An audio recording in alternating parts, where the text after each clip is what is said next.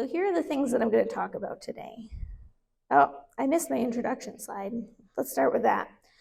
My name is Megan Narvey. I'm the Outreach Conservator at the Minnesota Historical Society. So my job is basically to provide consultation services, advice, that sort of thing for organizations, local historical societies, people, basically anybody in Minnesota who's looking to preserve their stuff. My specialty is in conservation, which is a special field that I have 2 master's degrees in, just focused on preserving things, like preserving the stuff that you want to save. So I'm not talking today about like your coffee table that you don't care about. I'm only talking about things that you really care about. And I am bring up the 2 master's degrees not to brag to you about how well studied I am or anything, but more so to be like, I'm going to tell you a lot of information in the next hour, and you're going to be like bursting at the seams, and then you're going to still have a million questions. And that's part of the reason why I talk really fast, is because I want to give you a lot of information, but I also want a lot of time for Q&A at the end. I have 2 master's degrees because there's just a lot to learn when it comes to preserving things. So even after this presentation, you're still not going to know everything there is to know about preservation, but you will have understood the basics and how to keep things safe. So that's my goal. So here's what I'm going to talk about. We're going to talk about how to preserve and protect the things that you value. Then that's going to be most of what I talk about. Then at the end, I'm going to cover recommendations for how to find additional resources. And then finally, at the end, we're going to do questions and answers, which is my favorite part. And we might end up doing that until we get kicked out of the library. I don't know. Okay, how to preserve and protect the things you value. The framework for understanding preserving your stuff is the 10 agents of deterioration. And this sounds really cool, right? The 10 agents of deterioration. But it's not this. It is really cool, though. The 10 agents of deterioration are 10 different kinds of forces in the world that tend to have a destructive impact on our stuff. And these 10 agents were identified and written about by a conservation institute in Canada, and since then it's sort of been like the primary framework by which conservators understand and explain to people like how things fall apart and how we stop things from falling apart. So I'm going to use that as my framework today too. We're going to go through each of the 10 agents. Some of them are really obvious, like fire. Obviously that's going to cause damage. Some of them you might look at and see like dissociation and be like, I have no idea what that means, but I'm going to tell you what it means and then you'll know. So let's just go ahead and get started. Physical forces are damage caused by physical things like impact, vibration, pressure, rubbing, anything like that. Dropping something is an example of an impact. Physical force damage can cause damage like dents, tears, cracks, chips, punctures, distortion, breaks. Sources of damage can include everyday things like just handling something, gravity, dropping it on the ground, shipping, so frequently things get broken when you try to ship things, construction, vibration, and then more unlikely things to happen, but they still happen sometimes, earthquakes, vandalism, and other kinds of disasters. In the pictures, we have a few different examples of physical forces. We have like a broken statue. We have this very beautiful statue of Juliet, which I saved this picture from the first time I visited Munich in grad school when I was many years ago. And then I was just in Munich on my honeymoon and I saw this statue again and I got really excited. Like it's like a personal favorite statue of mine. It's just on the street. It was very silly because I like it so much because it just has one area where a lot of tourists touch it for good luck. So it's an example of damage from rubbing. You can really tell where it is. It still looks like that.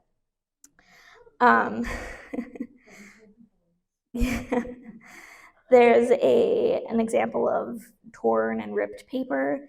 And then here the other picture is somebody holding a book in a way that we recommend holding books that are really precious, because books are very very sensitive to being open too far and then the spine getting broken. You probably know that feeling, the spine cracking. It's not actually a good thing for a book when the spine cracks.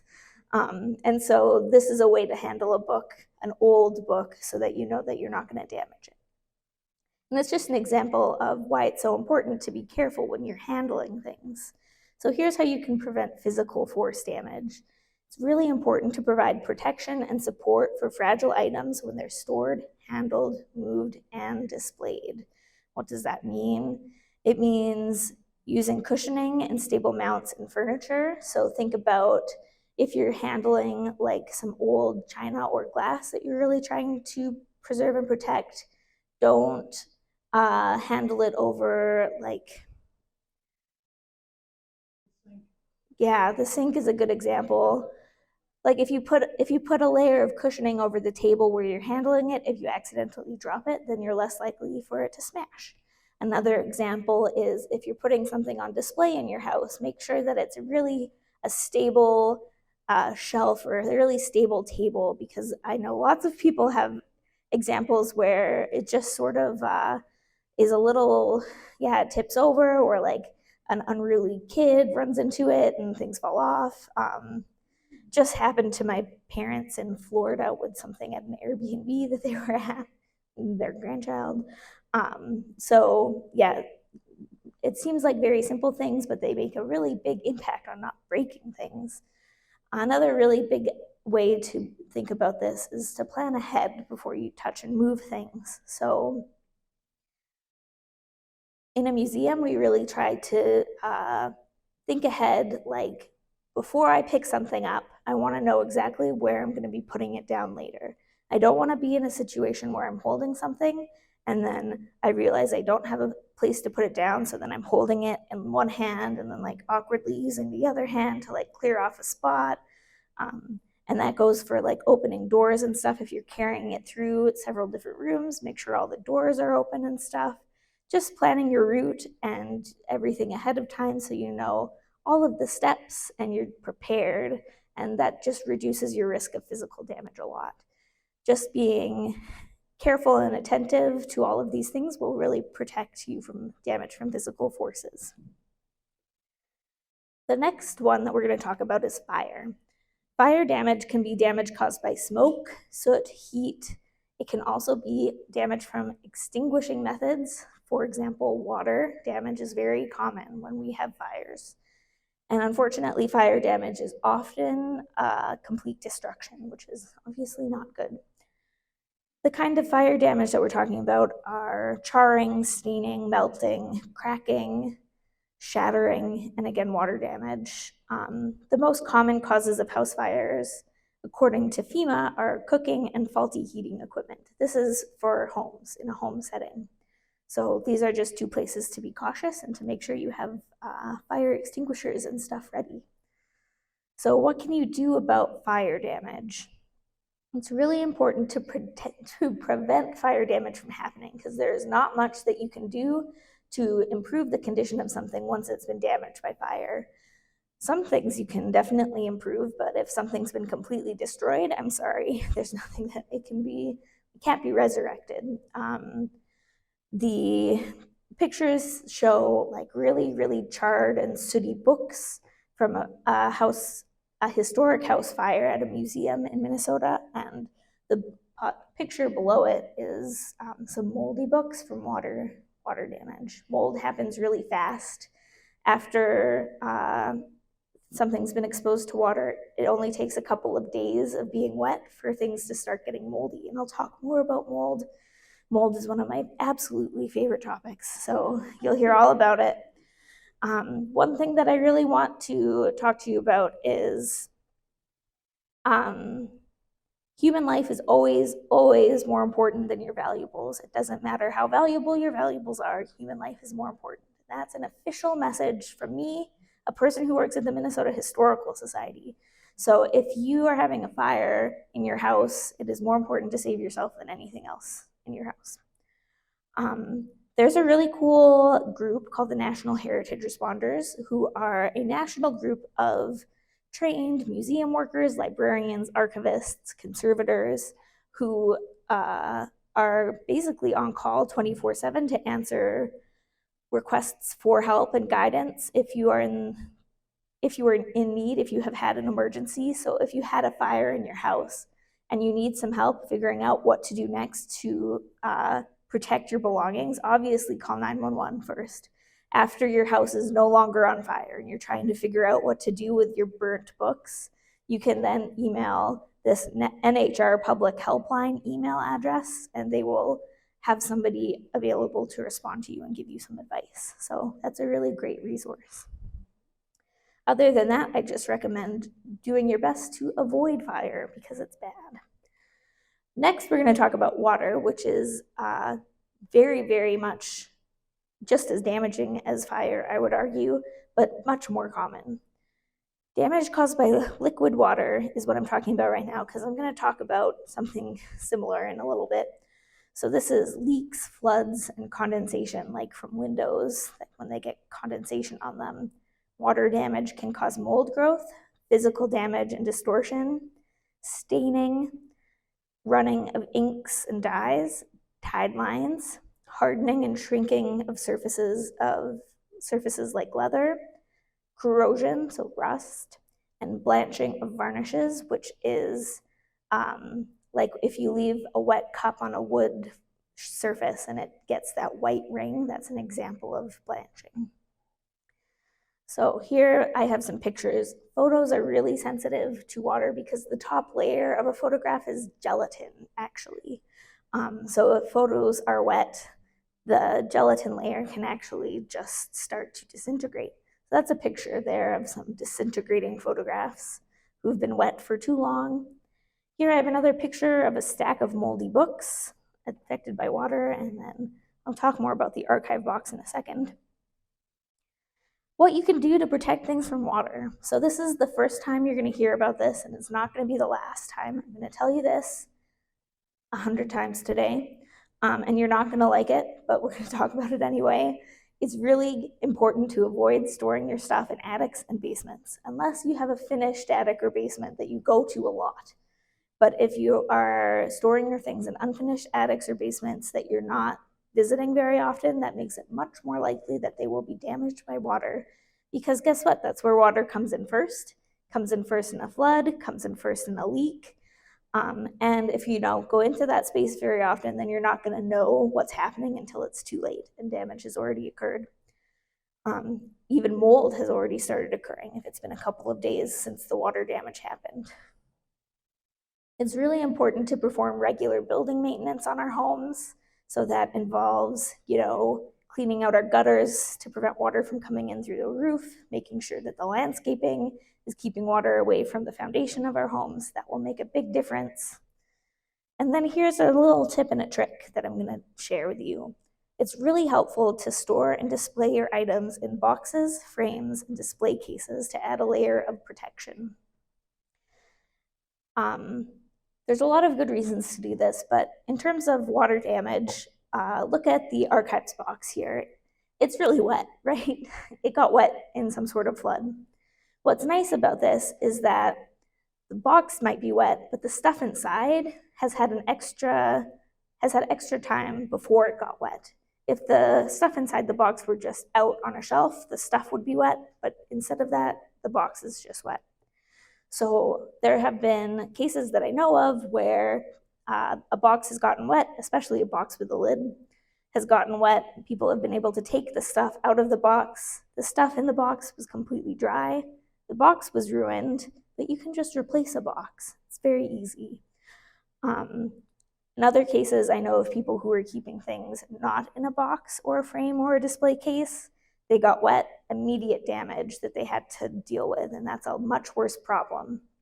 So keeping and storing things in this extra layer of protection really can save you a lot of hassle and time in the case that you have some sort of water emergency. Can I ask a question?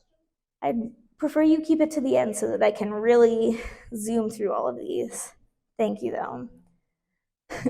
This is another case where you can reach out to the National Heritage Responders if you have a water emergency, because water emergencies, again, are extremely important when it comes to our possessions and our valued items. It can cause a lot of damage.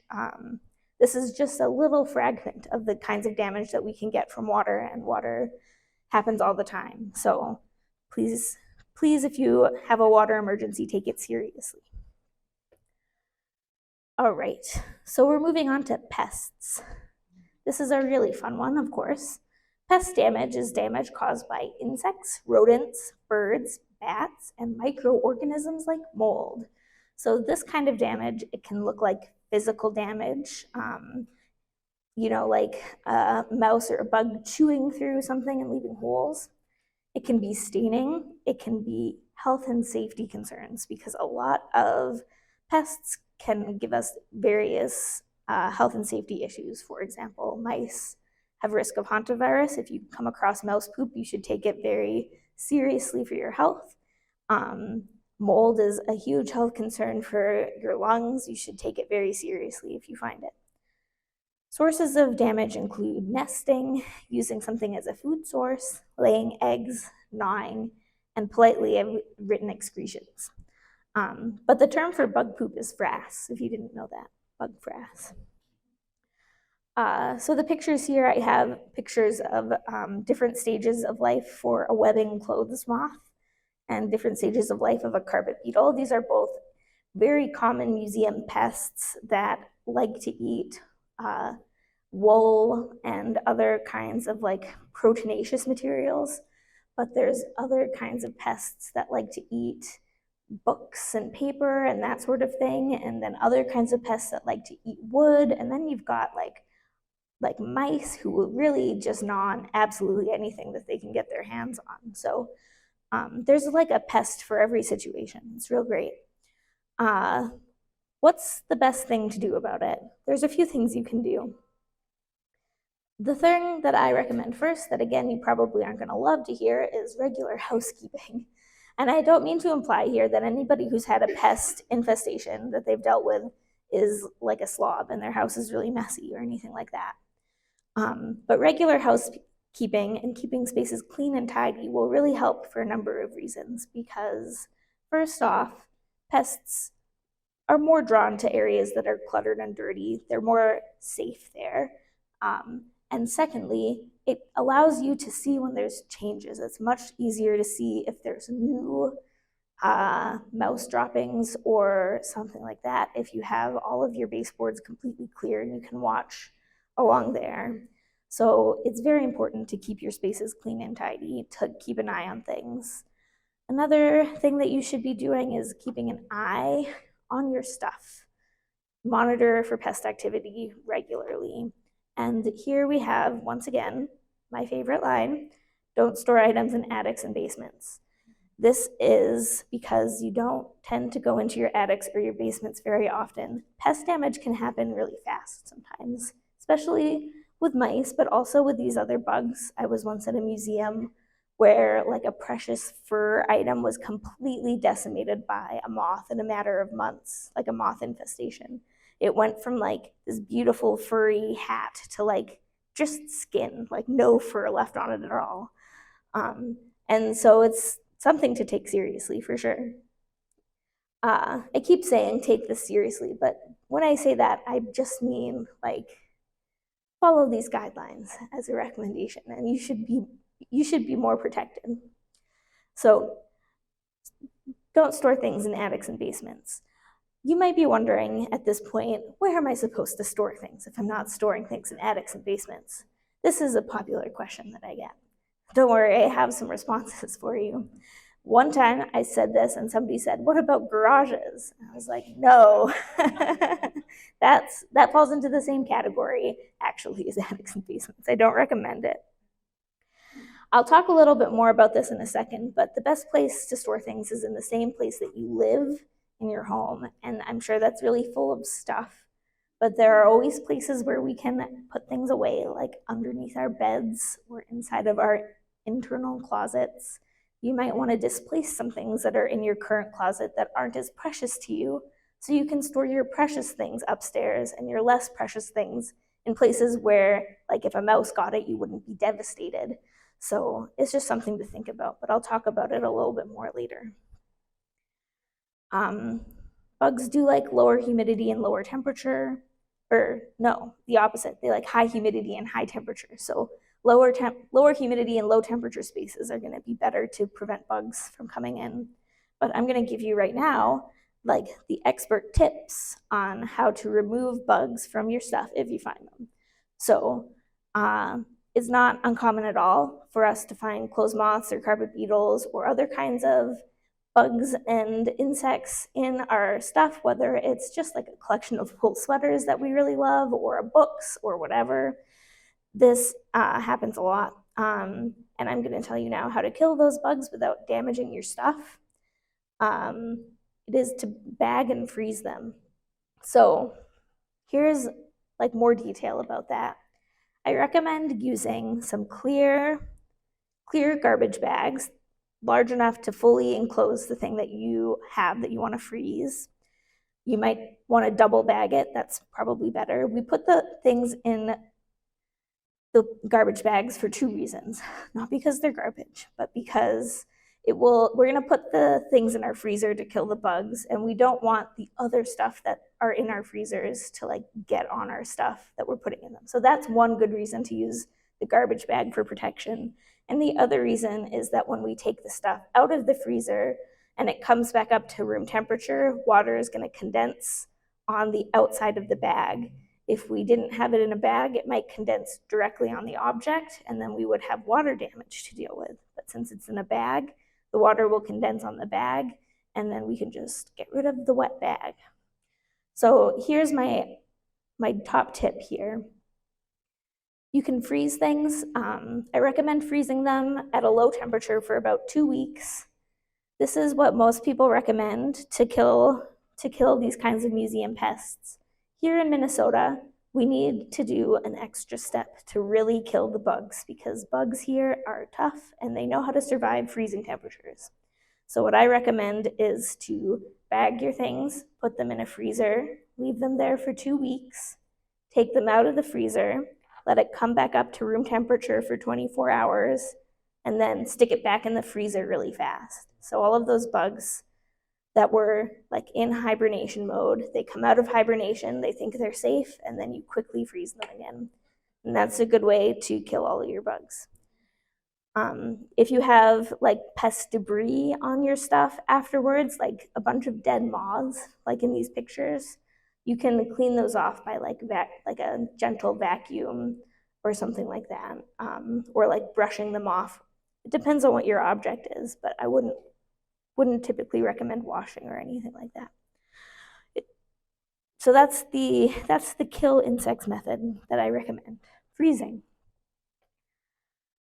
All right, let's talk about light. Light is super important when it comes to preserving our stuff, and it's really tricky because light is going to cause a lot of damage. You probably know that already, that light is going to damage our stuff, but also we need light in order to see the things. So like, I'm not going to tell you to put your stuff in a dark closet and never look at it again, because that's the best way to preserve it, because then you're not going to listen to me and you're going to put it on display. It's also like completely useless. You want to be able to see your stuff and enjoy them. So what we need to do is find a solution that balances the need for preservation and our need for access and enjoyment of the stuff that we're trying to preserve. So this is what I'm going to talk about here. Light damage, it can be caused by both visible light, which is the component of light that we see all around us, and it can also be caused by UV light from the sun and from light bulbs, and UV is a component of the light spectrum that we can't see at all, but that causes even the most damage of all of the types of light. So light damage is from like all sorts of light, the visible spectrum, and also the invisible light that we can't see. Light damage can look like fading, of course. It can also look like bleaching, embrittlement, so like a brittle yellow newspaper. Think about how easy it is to like break a newspaper page that's kind of old. It will weaken materials and it will cause things to break. A really important fact here is that light damage is cumulative and irreversible. So it adds up over time and it will not go away. After something has been damaged by light, it will be damaged by light forever. You can't put something in the closet to rest and it won't get its color back. So let's talk a little bit about what we can do about it. So the first thing that I recommend is make sure that all of your light bulbs in your house are LED light bulbs. LEDs are really great because they are a specific part of the light spectrum that excludes UV. So UV light is a really damaging part of the spectrum, like I said, that you can't see. You can't see it. We don't need it at all. Let's get rid of it. There should never be any UV that is damaging your objects. So switching your bulbs to LEDs is a great step. Another way you can do that is to keep items on display away from direct sunlight. So if you're hanging something on a wall, make sure that it's a wall that doesn't have like a blast of direct sunlight every single day. That will protect things from both UV light from the sun and also really, really bright light because the sun is so much brighter than any lights we have in our house. While we're on that topic, if you're putting things on display, especially if you're framing things like photographs or documents, you should think about displaying copies rather than the originals. You really can't tell the difference between a copy of a photograph and the original photograph. You can keep your original photographs in a nice, safe location with all of your other precious items and documents that you're trying to preserve, and then put the copy on display and keep it on display for as long as you want. You don't need to care about light damage. You can put it right in direct sunlight if you want to. And then as it gets faded, you can just make a new copy and put that on display. So displaying copies rather than originals is a great way to preserve your things. Obviously, you can't make copies of everything. You can't make a copy of a wedding dress or a sampler and put that on display. It's not going to work. So how can you preserve these things? The best way to preserve things from light damage is to keep them in the dark. I also recommend keeping them in boxes because, like I said, a box, an external layer, will really protect it from, it will keep it safe from dust and water if there happens to be water getting into your house, all sorts of different things like that. But you can't keep things in the dark forever. It's nice to have things visible every once in a while for us to see. So let's think about this.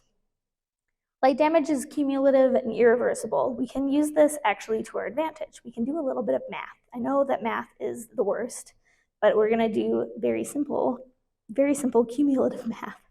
So think about like a family quilt that you're trying to keep. You wanna have it on display in your house. You could have a family quilt that's on display for an entire year, January to December. That's 12 months of light damage. Or you could put that family quilt on display just in the month of December when you have all of your family gatherings and all of your family comes over and everybody gets to see the quilt. And then the rest of the year, you can keep your quilt safely tucked away in a closet and it doesn't get any light damage for the rest of those months. Then you would get the same amount of light damage on that quilt over the course of 12 years as you would get over the course of 1 year because it's just 1 month of damage per year. 12 months, it's just very simple math. So I hope I explained that okay. Light damage can be more damaging than you think.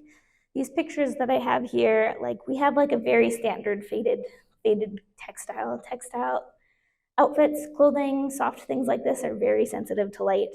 But what's even more sensitive to light than anything else is silk. And silk is something that we often like to have on display because it's beautiful and special and fancy.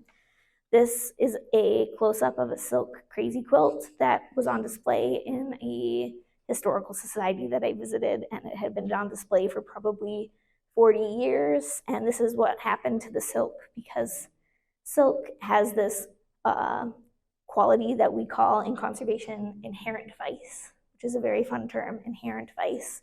It just means that it has this internal quality that it basically combusts after it's been exposed to light for too much. It explodes, it deteriorates. We call it shattering.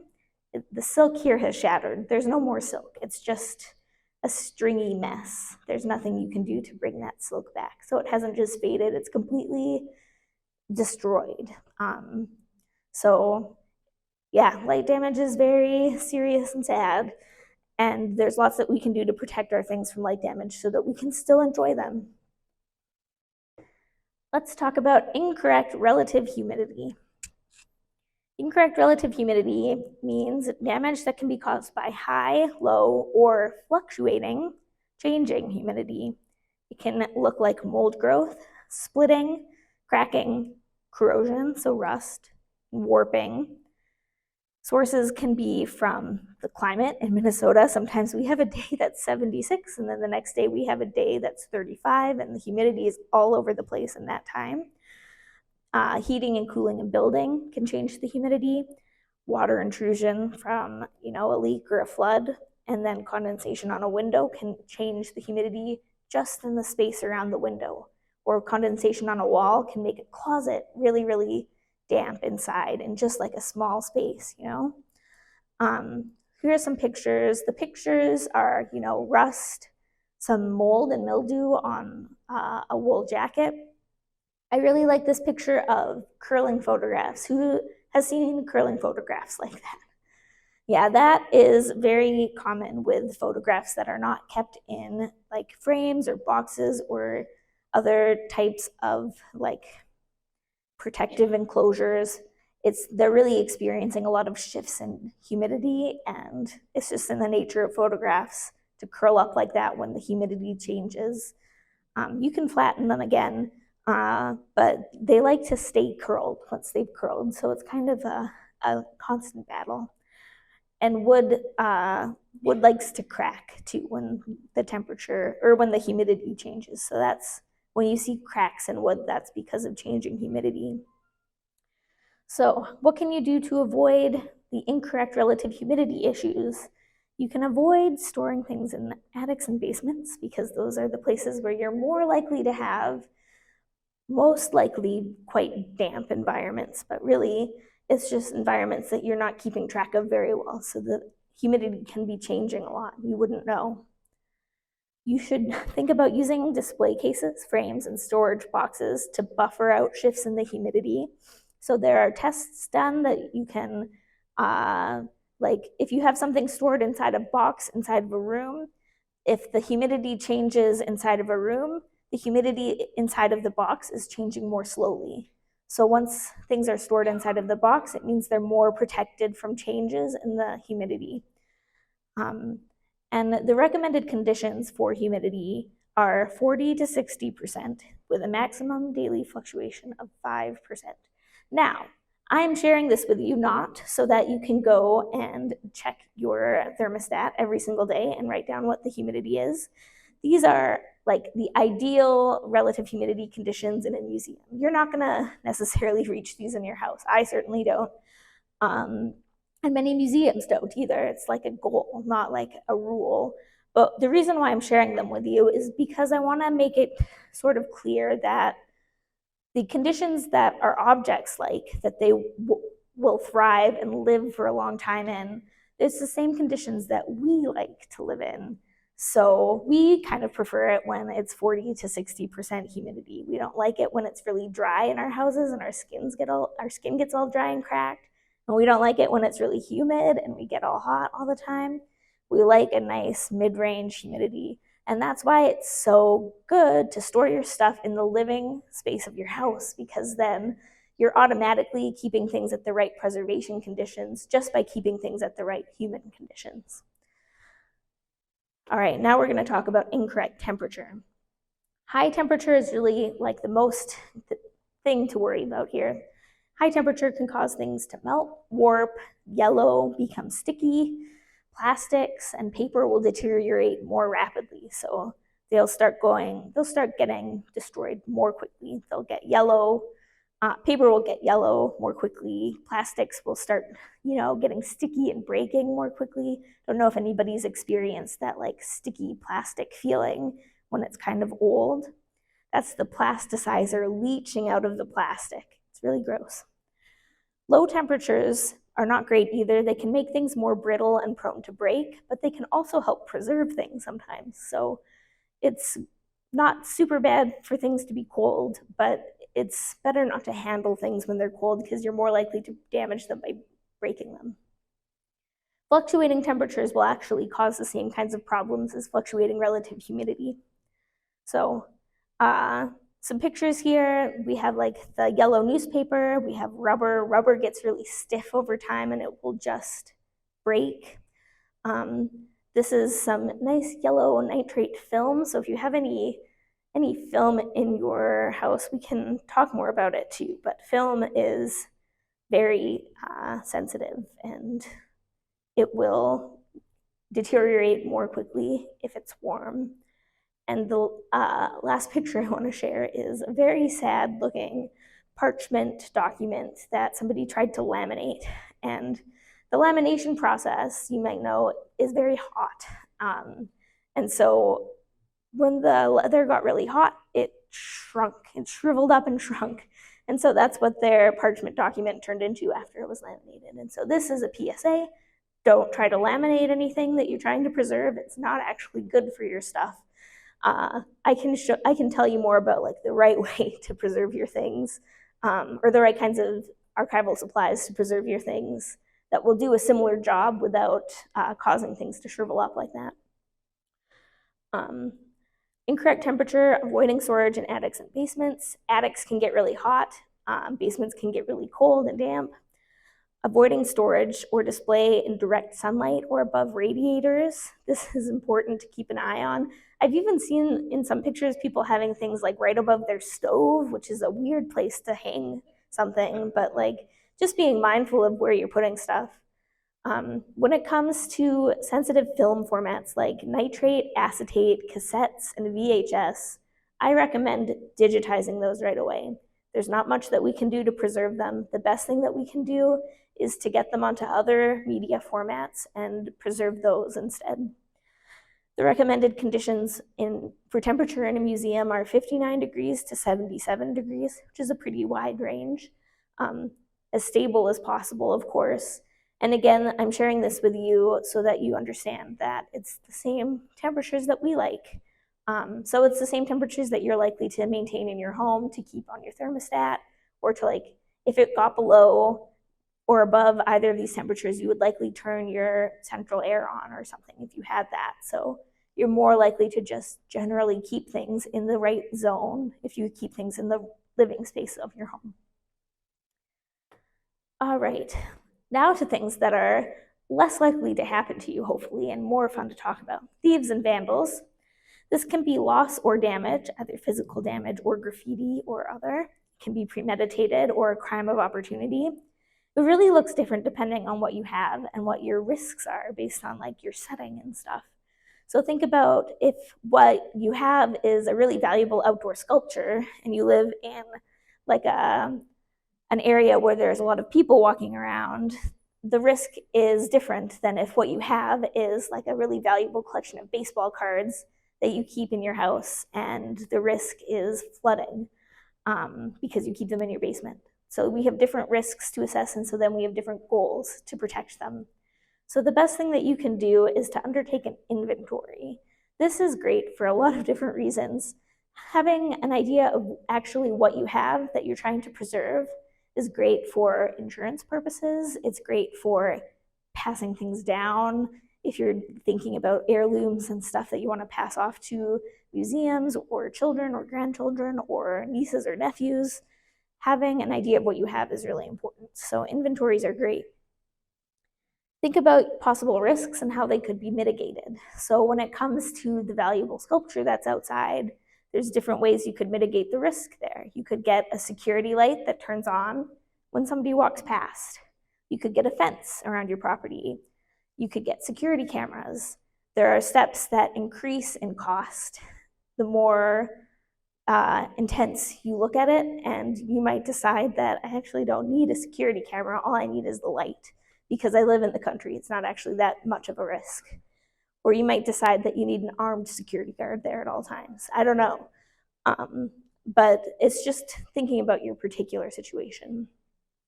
And there's some basics that you should think about. Security measures like keeping things in display cases will keep things from happening to fall into people's pockets. Security cameras, they're just helpful to have in general, especially internal ones. And limited key access, so making sure that you know exactly who has the keys to your home and to your property. Pollutants is the next thing I'm going to talk about. This is damage caused by gases and also fine particles in the air. These pollutants can cause corrosion, tarnish, rust. They can cause staining, dust and dirty deposits on things, and even the chemical breakdown of some materials. Common sources of pollutants include car exhaust, ozone, indoor furnishings like wood and particle board, and non-archival storage materials like PVC. So this is complicated because I would love to tell you so much information about the right kind of archival storage materials, but I do not have time to talk to you about it, nor would you guys retain any of that information because it's really boring. But I can tell you some things to watch out for, and then there are resources on the paper that I'll go over. So in the pictures, you can see a couple of my top hits here. So we have a picture of a wooden frame. You can see that the knot in the wood has left this brown stain on the paper that it was next to. And this is because wood is actually, it's quite acidic. It releases acids into the air around it. The more acids when it's fresh, less acids when it's old. These acids will damage the things that it's nearby. So wood is not actually a great material for storing things or displaying things in. But that said, I don't want anybody to feel like they have to go home and throw out all of their wood furniture in their home in order to preserve their stuff. Your wood furniture is probably fine, especially if it's older, and there are things that you can do to protect stuff that you're displaying on wood furniture. For example, if you put down like a layer of tin foil on the bottom of the wood, that will protect the stuff that's on top of the wood from any acids that are off-gassing out of the wood. It's a simple solution. What I would say is that if you're looking at buying some new storage shelves or new display cabinets, specifically for things that you're really trying to preserve, wood is not your best choice of material. Other materials like metal or glass, they're inert, they're not gonna cause any damage to your stuff. That's a much better choice for like display cases, supply cabinets. Yes, this other picture is a picture of a coin from my grandfather's coin collection. So this is a cautionary tale. My grandfather collected coins and he bought all of the sleeves that you're supposed to put your coins in, which were probably marketed as like archivally safe sleeves for coin protectors, or they're just like the right kinds of things to put your coins in. And he put all of his coins in them. And when I went through his coin collection, some of his coins like this. This is a penny that is turning green. In case you don't know, copper corrosion is green. So the penny is corroding in there, and that's because this is a PVC sleeve. And PVC is a plastic that's really unstable, and it will start to release acidic vapors as it deteriorates. It will release the plasticizer, and it will get really sticky, and then things will stick to it. It's a very unpleasant plastic to work with as it gets older. The thing is, and so that's what caused the penny to turn green. The thing is that people, a lot of sleeves and coins and for coins and for photos and stuff to this day are still made out of PVC, polyvinyl chloride.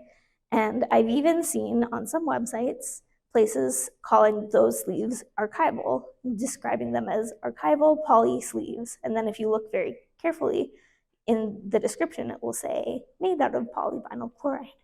So there are types of plastic that are safe for you to use with your collections, like polyethylene and polypropylene and polyester. This is why the information is online. I didn't want to have to tell you this I don't want you to feel like you have to memorize it, because it's hard to remember what's a good plastic and what's a bad plastic or whatever. They all sound kind of similar. But what's important to remember is that the word archival when you're shopping is not always like a word that you can trust. It's not a regulated phrase. Archival can mean anything. Archival can mean PVC that's going to do this to your collections. So that's my cautionary tale, is to be very careful. And what you want to do is not look for the word archival, but to look for the specific material that they're using. And if they don't say the specific material, contact the manufacturer and ask what the specific material is before you buy it. And then if it's a material that you can trust, then you can buy it with confidence. So that's my advice. Other kinds of, like when it comes to dust and dirt, it's just about regular housekeeping to keep that from building up, because we can't prevent dust from happening. And then I also recommend avoiding wood, and especially particle board furniture. Particle board releases formaldehyde, which is gross anyway. So let's move on. This is the last agent of deterioration. And so after this, we're going to go really quickly through resources, and then we'll have time for questions. So dissociation is the weirdest, maybe, of the agents of deterioration, but it's also very important. Dissociation means the loss of information or the loss of the object itself. This is obviously really a big deal in a museum where they're keeping track of thousands or maybe even hundreds of thousands of objects, and you have to keep track of all of them. But it's also really important in your house, because I misplace things all the time. My husband misplaces things constantly. You can lose something's paperwork, forget why something is valuable, accidentally throw something out. It's happened. And another really important thing to think about is digital formats becoming obsolete. So maybe you have something that's on a VHS, but you don't have a VHS player anymore. Or maybe you have something on a floppy disk. I don't know how you would even read a floppy disk in your house. Well, maybe you still have a computer that can read a floppy disk, but does the computer turn on? I don't know. The larger your collection, the more difficult it is to keep track of everything. So here's how you can protect yourself from dissociation. It's important to label all of your things so that you know what they are, and think about labeling your photographs so you know who's in the photographs. Keep an inventory of your stuff. This is the second time I'm saying that one. Keeping an inventory is really important for knowing what you have. And then if you happen to lose something, maybe at least you know that at one point you had it. That's something anyway, right? Organizing your paperwork in one place is really important. I have a couple of nicer pieces of art that came with certificates of authenticity, and I just make sure that I keep those certificates in the same place so that I know where to look for them. So it's helpful to just keep things together. This is a tip that people love to talk about at these events, is how important it is to record the stories of your family heirlooms so that you remember why they're important to you and your family. And this is really important too if you're ever thinking about donating something to a museum, because museums aren't in the business of just collecting things that are old. They're interested in collecting things that have a story and a provenance, a history to them. So if you have an old sewing machine that you want to donate, they're probably going to be like, we have 10 old sewing machines already. We don't need this old sewing machine. But if you have an old sewing machine and you have a whole history of the sewing machine, this belonged to my great-grandfather. He owned a sewing business, and here's a picture of him using it. And here are all of the people that he hired in his shop, and a bunch of information about it that you've kept and you've maintained and you've grown over time as you've talked to people. That makes something a lot more likely to be accepted into a museum. So that's just an example, but it goes to show how important it is. It's important with a family heirloom too, because I don't know how many things my mom has given me where she's like, this belonged to one of your grandmas. I get it, and I'm like, this is important. I don't want to throw it out, but like, it would be a lot more important to me if I knew whose it was, a lot more special. So remembering the stories of things are really important. And this is another thing that I really like to tell people. Please don't throw out your photos after you've digitized them. Physical photos, this really is specifically for photographs. I don't want to say that this is true for absolutely everything, but for photographs, it's a lot easier to preserve a physical photograph than it is to preserve a digital photograph. Digital photographs are great for sharing online and sharing with your family and friends, but it's really hard to keep up with the physical preservation of them. Physical preservation is a whole separate field, or physical preservation, digital preservation is what I'm trying to say, is a whole separate field with its own rules and its own strategies to make sure that you don't lose things to time, like floppy disks. So I just really recommend keeping the physical photographs. So we're going to go over recommendations on how to find additional resources. So here, no, this is the first thing we're going to talk about. Yeah, how to find a conservator. So the first thing to talk about, number one, conservation@mnhs.org is a really easy email address to remember, and it's how you can get in touch with me. I give out advice and guidance on basic preservation considerations, and I can help you answer questions like how to find a conservator. I am also a conservator, but I don't do private conservation work. I can give you advice on how to preserve something, but I'm not going to take in a broken family heirloom and fix it for you. But there are conservators who do that for you for money, and you can find them in a couple of different ways using these two directories. They're both great directories. One of them is run by the Minnesota Historical Society, and one of them is run by the Professional Organization of Professional Conservators, the American Institute for Conservation. So you can use either of these to find a professional conservator who you can hire to work on your things, to help you preserve them. There are several private conservators in Minnesota. Recommendations for archival supplies. I created this website, Finding Archival Supplies for Preservation, which has a lot of information on it about what you want to be looking for when it comes to buying archival supplies. It has a lot of details. This website for it is terrible. You don't want to type that into Google. So what I recommend doing if you want to read this website is Googling MNHS Finding Archival Supplies for Preservation, and then it will pop right up. So that's the best way to find that page. The other three links right there are 3 stores that sell archival supplies that I consider to be quite trustworthy. There are other stores that sell archival supplies other than these 3. These are not the only 3.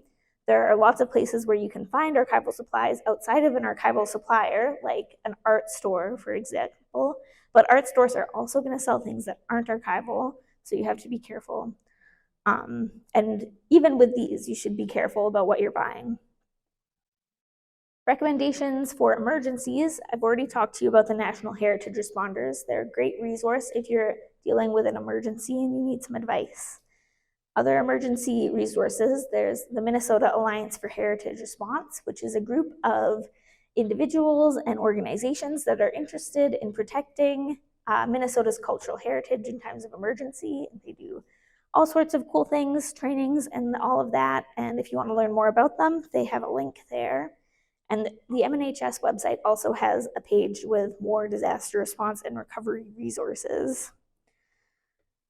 Finally, there's only one website that you need to learn about pests and pest management. It has everything that you could possibly need to know, museumpests.net. That's the only link that I shared there. Here we have some generally trustworthy sources of information. If you are fascinated by this subject and want to learn more, or if you have a specific question that I didn't answer, you can peruse any of these websites and you're going to find all sorts of really good information about anything from polishing silver to like how to preserve ivory to, really a lot of different topics. They're all really great. I recommend all of them. They're super